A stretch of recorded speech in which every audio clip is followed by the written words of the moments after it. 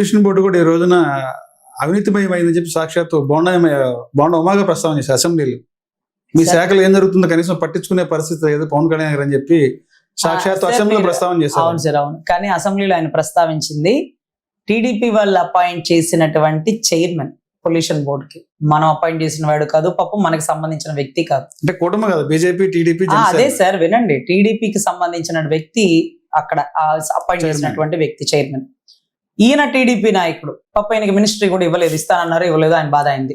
ఆయన pollution board chairman కి అడుగుతుంటే, నేను టీడీపీ కదా, నువ్వు టీడీపీ అపాయింట్ చేసిన పోస్టే కదా, నువ్వు నాకు స్పందించవేంటి, తేపకి పవన్ కళ్యాణ్ గారు అందుబాటులో లేరని చెప్పి మాట దాటేస్తావేంటి, నువ్వు నా మాట వినవేంటి, పవన్ కళ్యాణ్ గారి మీద నెట్టేస్తావేంటి అంటున్న పరిస్థితి. అంటే ఇక్కడ పవన్ కళ్యాణ్ గారిని ప్రశ్నించాల, సూటిగా టీడీపీని అడగాల్సింది అడిగాడు.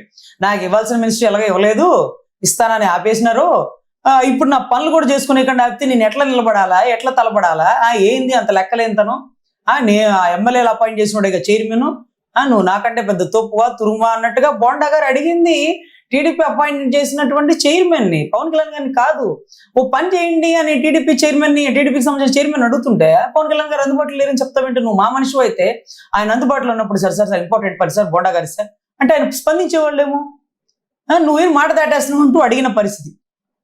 తర్వాత రామ్కీ నుంచి డబ్బులు ఏమన్నా తీసుకున్నారా అని, ఆయనేమో నేను బిగిన్ చేస్తే పొల్యూషన్ బోర్డులో ఎన్ని కంపెనీలు మూతపడతాయో మీరే తెలుసుకోవాలి, ఏం చెత్త నన్ను సీఎం గారిని ఎత్తమంటారేంటి అనేటటువంటి పరిస్థితి. వీటన్నిటికంటే మించి ఇంకా రఘురామకృష్ణరాజు గారు, సార్ మీ జన సైనికులు చెప్పండి సార్, పారిశుద్ధ్యం వాళ్ళు అసలు చెత్త ఎక్కడ కింద పడినవారని, ఆఖరికి మా కింద కొటేషన్ వచ్చింది సార్ వైసీపీ వాళ్ళు, ఆఖరికి జన సైనికులు దానికి వాడండి రా బాబు, వాళ్ళు దానికే పనికి వచ్చేటట్టుగా మీరే డిసైడ్ చేస్తున్నారు అసెంబ్లీ సాక్షిగా అంటూ అవాక్కులు చవాక్కులు పెళ్తున్నారు.